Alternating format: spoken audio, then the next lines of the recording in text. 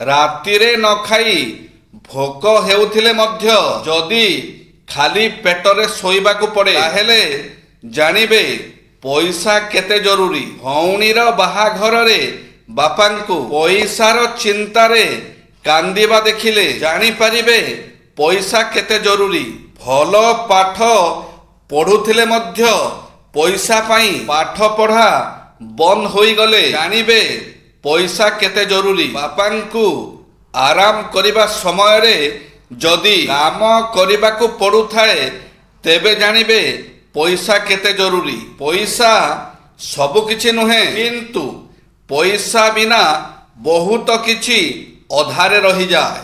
ଜୀବନରେ ସବୁବେଳେ ଏ କଥାଟି ମନେ ରଖିବେ, ସମ୍ପର୍କ ଭାଙ୍ଗିବାକୁ ଗୋଟିଏ ସେକେଣ୍ଡ ବି ଲାଗେନି, କିନ୍ତୁ ଯୋଡ଼ିବା ପାଇଁ ବେଳେବେଳେ ଯୁଗ ଯୁଗ ବିତିଗଲେ ବି ତାହା ସମ୍ଭବ ହୋଇନଥାଏ। ତେଣୁ କୌଣସି ସମ୍ପର୍କ ଭାଙ୍ଗିବା ପୂର୍ବରୁ ଭଲ ଭାବରେ ଥରେ ଚିନ୍ତା କରନ୍ତୁ।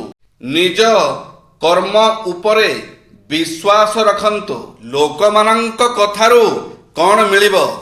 ଗୋଟିଏ ମୁହୂର୍ତ୍ତରେ ପ୍ରଶଂସାରେ ପୋତି ଦେଉଥିବା ବେଳେ ଆଉ ଗୋଟିଏ ମୁହୂର୍ତ୍ତରେ ନିନ୍ଦାରେ ଭସେଇ ଦେବେ।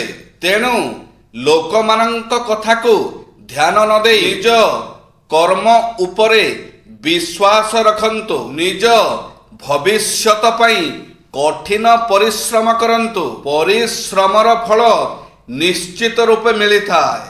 ଇଚ୍ଛା ତ ହେଉଛି ତୁମକୁ ମୋ ଦୁଃଖର କଥା କହିବାକୁ, ପୁଣି ଭାବେ ଯିଏ ମୋ ପ୍ରେମକୁ କେବେ ବୁଝିପାରିଲାନି ସିଏ କ'ଣ ମୋ କଷ୍ଟକୁ ବୁଝିବ।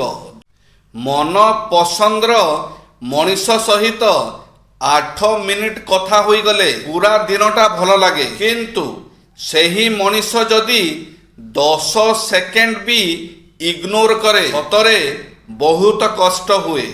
ସୁନା ରଖିବା ପାଇଁ ଲକର ମିଳିଯିବ, ଟଙ୍କା ରଖିବା ପାଇଁ ବ୍ୟାଙ୍କ ମିଳିଯିବ, କିନ୍ତୁ ହୃଦୟର କଥାକୁ ଗୁପ୍ତ ରଖିବା ପାଇଁ ସଚ୍ଚୋଟ ଲୋକଟେ ମିଳିବା ବହୁତ କଷ୍ଟକର ହୋଇଥାଉ। ପୁଅ ପଛେ କେମ୍ପା କୁଜା କଣା କେବେ କରେ ନାହିଁ ସ୍ନେହ ମମତାରେ ଉଣା। ଚିରି ଦେଇ ନିଜ ବକ୍ଷ କରାଏ ସେ କ୍ଷୀରପାନ। ଜୀବନରେ କେବେ ସୁଜି ହୁଏ ନା ମାର ଋଣ।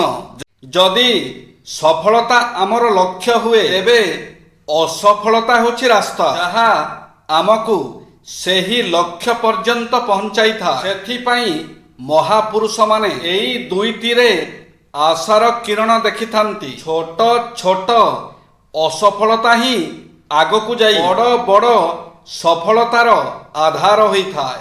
ବିଫଳତାରୁ ଶିକ୍ଷା ଲାଭ କରନ୍ତୁ। ସଫଳତାର ଖୁସି ପାଳନ କରିବା ଅପେକ୍ଷା ବିଫଳତାରୁ ମିଳିଥିବା ଶିକ୍ଷା ଅଧିକ ମହତ୍ୱପୂର୍ଣ୍ଣ ଅଟେ। ଆପଣ ସଫଳତା ପ୍ରାପ୍ତି ପାଇଁ ଭାବନା କରନ୍ତୁ, କେବେ ବି ବିଫଳତା ଭାବନାକୁ ପ୍ରଶ୍ରୟ ଦିଅନ୍ତୁ ନାହିଁ। ଆପଣଙ୍କ ନିଜ ଘରେ, କର୍ମକ୍ଷେତ୍ରରେ ଏବଂ ଅନ୍ୟ ଯେକୌଣସି ସ୍ଥାନରେ ବିଫଳତା ଭାବନା ଦ୍ୱାରା ଆକ୍ରାନ୍ତ ହେଲେ ଆପଣ ବିଫଳତା ପରିବର୍ତ୍ତେ ସଫଳତା ଭାବନାରେ ମନକୁ ପୂର୍ଣ୍ଣ କରିଦିଅନ୍ତୁ। ଆପଣ ଯେତେବେଳେ କୌଣସି କଷ୍ଟକର ପରିସ୍ଥିତିର ସମ୍ମୁଖୀନ ହେଲେ ନିଜକୁ କୁହନ୍ତୁ ନାହିଁ ଯେ ସମ୍ଭବତଃ କ୍ଷତିର ସମ୍ମୁଖୀନ ହୋଇପାରେ, ବରଂ କୁହନ୍ତୁ ମୁଁ ନିଶ୍ଚୟ ବିଜୟୀ ହେବି। ବ୍ୟବସାୟ ସ୍ଥଳରେ କାହାରି ସହିତ ପ୍ରତିଦ୍ୱନ୍ଦ୍ୱିତାର ପର୍ଯ୍ୟାୟ ଯଦି ପହଞ୍ଚେ ମୁଁ ବିଦାୟ ନେଇଯାଇପାରେ। ଜୟ ଶ୍ରୀ ଜଗନ୍ନାଥ।